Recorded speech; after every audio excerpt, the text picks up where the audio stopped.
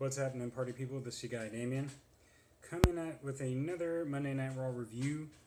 I think that things are gonna start forming into place, even starting from this last Raw, because Raw before that was not all that special. I didn't really like it. I didn't understand a few things, but I think that what we're gonna have here shaping up after this Monday that just passed, and I'll get to that in a minute, is everything. It's like the batter has been made.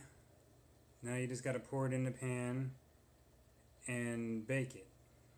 Talking in cake form, as far as like, once you bake it, then you got to put the icing on it and stuff like that, and such and such.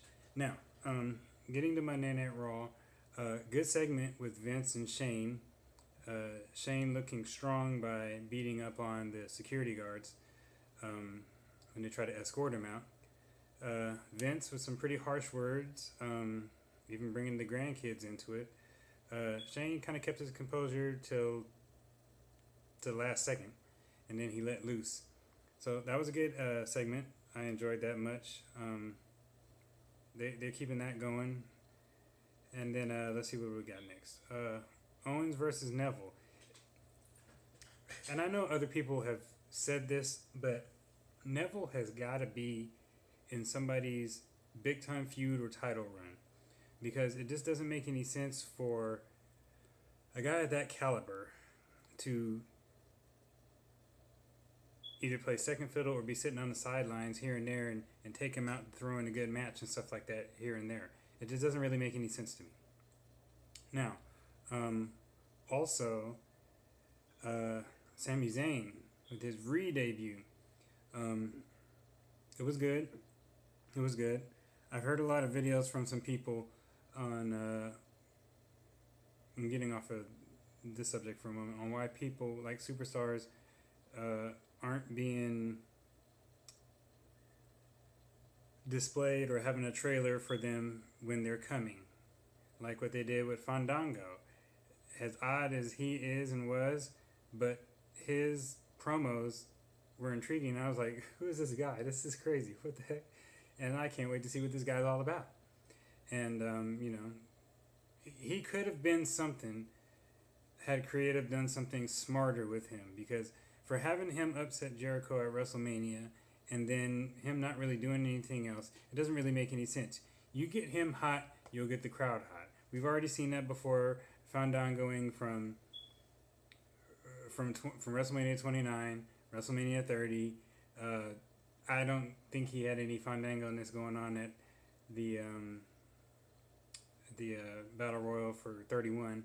But, get somebody like him going. If you I think he was the last one that had a promo. Or actually maybe Kevin Owens was the one who had the promo last. It wasn't much. It was very small, very quick, but that was for NXT. But, certain things you've got to do with some certain superstars. Like, if you're going to bring Balor up, he's coming. Get those type of things up and going. I think they even did a little bit for the Ascension, I think. But I don't know. Either way, though, for these main stars like AJ Styles, they probably could have gave him some promos to the weeks becoming. But he signed not that long ago from the Royal Rumble, so he was automatically, boom, right up in there. That was his debut. You got Nakamura. Start some promos with Nakamura, although, let it be for NXT. I don't know. I don't know. I just think something, things of that nature has got to happen. That's what WWE used to do at some point in time. Now, getting back to Monday Night Raw, I think Monday Night Raw, so far, out of that first hour, was pretty good. Pretty entertaining. Sami Zayn, of course, coming out to Kevin Owens. That starts that feud. Now, with that feud starting, does that mean it's just going to be a one-on-one for the Intercontinental? Or are they going to have that Intercontinental ladder match with several superstars? Several superstars I'm thinking of as Owens, Zayn, Ziggler, Miz, and I can't really think of anybody else. Who knows? But all I know is their feud is back finally. They should have had that feud going since Royal Rumble, but I don't know. I guess the rest of us in the universe don't know exactly what we're talking about. Whatever. Let's see. What else we got? We have. Well, heck, I can't remember. Ryback talking to Kalisto about something. He's going after that U.S. title. Mark my words, he's going after that. I don't know if that's going to be a pre-show match or if that's going to be an actual main card, but he's going after that bad boy. And don't be surprised if he gets it. Don't be surprised. Now,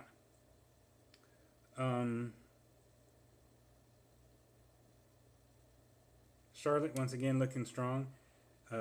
Sasha and Becky Lynch tag teamed against Naomi and Tamina. Charlotte came out and just is just tanking these girls, you know. But does that mean that, you know, all this for Charlotte looking strong for her to end up losing the title at Mania? Because for some strange reason in my mind, I don't think she's gonna lose it. I just don't think she's gonna lose it. They may make her look strong, getting people automatically thinking, oh, she's looking strong. That means either Becky or Sasha's going to win. And more than likely, Sasha. Everybody's talking about Sasha. But you cannot forget, she probably is going to retain that. And people are going to be mad, but what are you going to do? You know, what are you going to do? Now, how they're doing Prince Pretty, it just hurts my heart. See, a lot of these superstars have got to just, and I've already said this before about creative, they are just, it is unbelievable how off they are and how misusing they are of their superstars. It boggles the mind. It boggles my mind. Why not do something like have a U.S. title? A U.S. title like a ladder match or something also. Something for that U.S. title. You got to do something about that. Tag team wise now. From what I understand, it's supposed to be like the New Day against League of Nations. Usos against the Dudleys. Why not just have them four in a fatal four-way? Let's do TLC. Yeah, I know there's a ladder match for the Intercontinental title probably and everything, but why not do TLC? I don't see what. It was great when Edge and Christian and the Hardys and the Dudleys did it. Let's do it again, okay? I'm just going to skip all the way to the end with Triple H and Dean Ambrose. Not really much you can say about that. It is what it is on that, and they made Dean look strong. So, for that one. So, you know, it is what it is, and we'll see what happens come Roadblock. Roadblock, and I really recommend all of you who have the network or who don't have the network to get the network, $9.99. Watch Roadblock, because I think a few major things are going to happen in that one. And it's got something to do with the main event for WrestleMania and other match or so too. But something really big is going to happen at Roadblock. Maybe even a couple or a few things for Roadblock. So that's going to be pretty interesting. Probably no change on the women. Tag team, there's possibly be a situation going on with that or something set up for that. Styles and Jericho probably won't go at it at Roadblock because it's too much. Have them go at WrestleMania. Let them do like an Iron Man match or something.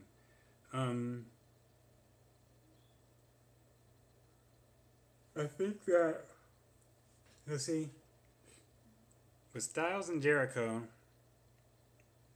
you got to give them some time on their match. I don't think you can get away with a 10-minute match, even a 15-minute match. You got to go 20 to 25. You got to give them some time. Unless you're going to do an Iron Man match, then, you know, go the whole 60. But I think you got to give them some time. I think that, yeah, I think you have to give them some time. WrestleMania is shaping up. As far as the pre-show and the mid-card, it's all shaping up. It's all coming together to some point.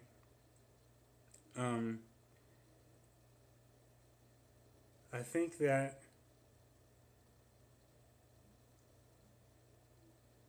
it's going to be good.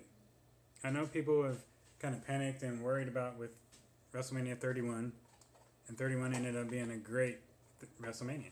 I'm not saying it because I went to it and I actually got to drive out to it and stuff, but no, I'm saying it because it was a good Mania, top to bottom. I enjoyed every match. Orton and Rollins was a great match. Intercontinental title match. I've watched that over and over. That's a great match. They don't have to get too crazy and too extreme, but they did enough, and they got hurt. I mean, Dean got freaking staples put in his head right there outside the apron. So, that match was good. Triple H and Sting, it was all right. I just got to say it was all right, I honestly think Sting probably should have won that one. I don't know if they were trying to be not too predictable, but, it is what it is, and that's fine. And no disrespect to the divas, the women of the WWE, or just women in general, but that match was dreadful to me. The Bellas versus AJ and Paige, I'm not interested in that. I'm really not. I really don't even care about that. Which kind of brings me to another thing, actually, getting off of that, is what is going on with Lana and Brie? Are they setting them up for a match at Mania? It could be Roadblock, but what's the point? I think it makes sense. Why not have...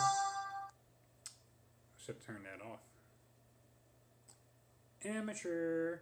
But I think that, why not have another women's match? Or maybe even have it on the pre-show, possibly.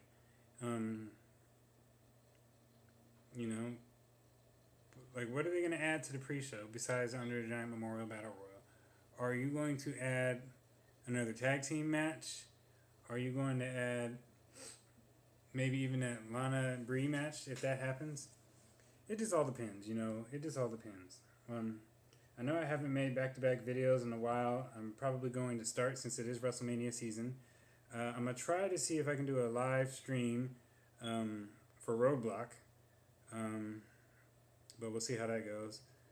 I'm going to get some more. I'm going to have a Roadblock review. I'm probably going to have a SmackDown review. Talk a little bit more about Mania 32. I'm also going to talk about WrestleMania 33 going to Orlando. And it just makes more sense at this time. I kind of get what's going on because there's some other things going on as well. They're going to have a lot going on from this year all the way to Mania next year. They're supposed to be having a restaurant built out there. And I think they're trying to get the WWE Hall of Fame, the actual building, built out there in Orlando. So that would be pretty good and pretty interesting. I think that there's so much to do out there in Orlando. Because if you go to the restaurant, if you even go to the Hall of Fame building, barring if that's done and everything, and then if you want to, depending on how much cake you bring, you might even stop in Universal Studios or Disneyland or something. Or Disney World, I'm sorry. There's so much to do around there. So much. But you don't really want to burn yourself out by the time you get to WrestleMania and you're just, there's a lot going on with that. Now, that's going to be one heck of a vacation too, people. Think about that one. Now, as far as with Monday Night Raw, pretty good. Could have been better. But I think what they're doing is they kind of made these last two Raws a little dry for Roadblock to just blow the box open. Now, I think from Roadblock to WrestleMania is going to be hot. I really believe it's going to be hot. Reigns, they have Reigns booked for Roadblock. Who knows if he's even going to wrestle at that. But I do know that he'll probably be back that Monday after Roadblock. I don't know what's going to happen if Ambrose wins the title. Could there possibly be a triple threat? Now, with that being a triple threat, I don't know. It's another thing I got to go back to, you guys. I know I go back and forth. My bad. What are you gonna do? But Bray Wyatt was staring down Triple H. Looked at the belt, caressed the belt. Kind of makes you think about some things.